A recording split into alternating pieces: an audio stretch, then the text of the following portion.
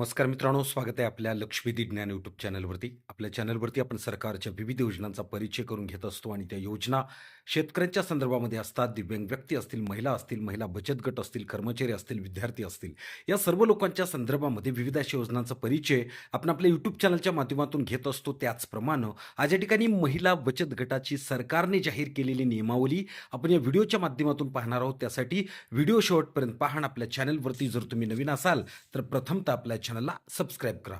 मित्रांनो, महिला बचत गट म्हणजे 10 ते 20 महिलांचा स्वयंसहाय्यता गट, जो नियमित बचत, कर्जवाटप आणि स्वावलंबनासाठी स्थापन केला जातो. या अंतर्गत कोणती नियमावली सरकारनं जाहीर केली आहे, त्याचे नियम कोणते आहेत, सदस्यत्वाचा नियम कोणता आहे, या संपूर्ण गोष्टी आपण या व्हिडिओच्या माध्यमातून पाहणार आहोत. सदस्यत्वाचा नियम: गटात साधारणतः 10 ते 20 महिला असाव्यात. एकाच कुटुंबातील एकच सदस्य या गटामध्ये असावा. सदस्य वय 18 वर्षापेक्षा जास्त असावं. नियमित बैठकांना उपस्थित राहणारा सदस्य आपल्याला या गटाच्या माध्यमातून निवडायचा आहे. आता बचतीचा नियम कोणता आहे? प्रत्येक सदस्याने दर महिन्याला ठराविक रक्कम, उदाहरणार्थ 100, 200, 500 अशा प्रकारची बचत करावी. बचतीची रक्कम गटाच्या बँक खात्यात जमा करावी.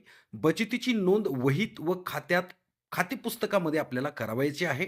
त्याचबरोबर जे काही बचत गट आहे, तो बचत गट स्थापन केल्यानंतर त्याची काही बैठका घेण्याचा नियम असतो. नेमकं बैठका कशा घ्याव्या याबद्दलचा नियम मी तुम्हाला सांगतोय.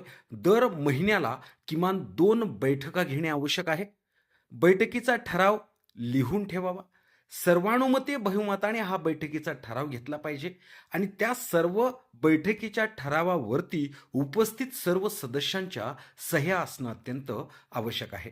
आता कर्ज वाटपाचे नियम: बचत गट स्थापन केलाय, बचत गटामध्ये सदस्य घेतलेत, बचत गटाच्या बैठका नियमित होतात, परंतु या संपूर्ण गोष्टीचा फायदा आपल्याला कर्जासाठी होत असतो. नेमकं कर्ज वाटपाचा नियम कसा आहे बघा. तर गटातील सदस्यांना कर्ज दिले जाईल.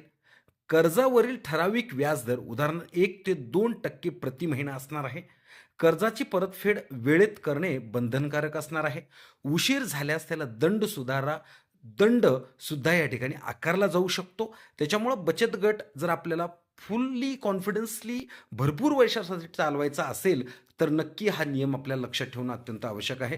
आता नेमकं बचत गटामधील जे काही पदाधिकारी असतात त्यांची निवड कशी होणार किंवा कोणत्या पदावरती कोणता सदस्य निवडायचा याची नेमकी नियमावली कोणती आहे हे सुद्धा पाहणं अत्यंत आवश्यक आहे. बचत गटामध्ये अध्यक्ष, सचिव व खजिनदार निवडणं अत्यंत आवश्यक असतं. पदाधिकारी दर 1 किंवा 2 वर्षांनी बदलू शकतात. जर बचत गटामध्ये कुठल्याही प्रकारची अडचण निर्माण होत असेल तर हा निर्णय या ठिकाणी बचत गट घेऊ शकतो आणि सर्व व्यवहार खजिनदार व अध्यक्ष यांच्या स्वाक्षरीनेच चालत असतात. त्याच्यामुळं आपल्याला एखाद्या पदाधिकाऱ्यांची निवड करत असताना आपल्याला या पदांचा विचार करून त्यांची निवड करायची असते. त्यानंतर बँक खात्याविषयीचा नियम: आता गटाच्या नावाचे बँक संयुक्त खाते बँकेमध्ये उघडणं अत्यंत आवश्यक आहे. कारण ते खातं एखाद्या व्यक्तीच्या नावे नसून ते एक संयुक्तिक खातं असतं. त्याच्यामुळे ही गोष्ट आपल्याला लक्षामध्ये ठेवणं अत्यंत आवश्यक आहे. किमान 2 पदाधिकाऱ्यांच्या स्वाक्षरीने हा व्यवहार होत असतो. तुम्हाला मागे सांगितले की अध्यक्ष आणि खजिनदार या दोघांच्या सह्यानेच हा व्यवहार होत असतो. त्यानंतर 7वा नियम आहे शिस्त व दंड. सगळ्यात महत्त्वाचा नियम: जेव्हा बचत गटाची एखाद्या वेळेस बैठक या ठिकाणी आयोजित केलेली असते, आपण सांगितले की महिन्यातून 2 बचत गटाच्या बैठका भरल्या जातात. परंतु या बैठकीला जर एखादा सदस्य गैरहजर राहत असेल तर त्याला दंड देण्याचा अधिकार सुद्धा बचत गटाला असणार आहे. बचत न भरल्यानंतर सुद्धा दंड देण्याचा अधिकार बचत गटाला असणार आहे. त्याच्यामुळे शिस्त आणि दंड या नियमाखाली जर विचार केला तर नियम भंग केल्यास सुद्धा या ठिकाणी बचत गटातील सदस्याचं सदस्यत्व रद्द करण्याचा अधिकार बचत गटाला आहे.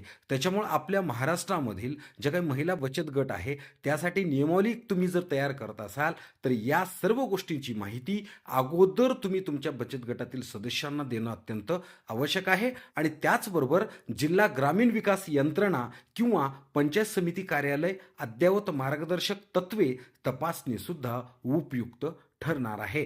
त्याच्यामुळे आपल्या आजूबाजूला जे काही नवीन बचत गट निर्माण होत आहेत 2026 मध्ये जर तुम्हाला नवीन बचत गट निर्माण करायचं आणि त्या बचत गटाच्या माध्यमातून एखादा मोठा व्यवसाय उभा करायचा असेल, तर नक्कीच तुम्हाला या महिला बचत गटाची नियमावली माहिती असावी या दृष्टीनं हा व्हिडिओ बनवला आहे. हा व्हिडिओ जर आवडला असेल तर इतरांना सुद्धा शेअर करा. आपल्या चॅनलवरती जर तुम्ही असाल तर प्रथमतः आपल्या चॅनलला सबस्क्राईब करा. धन्यवाद.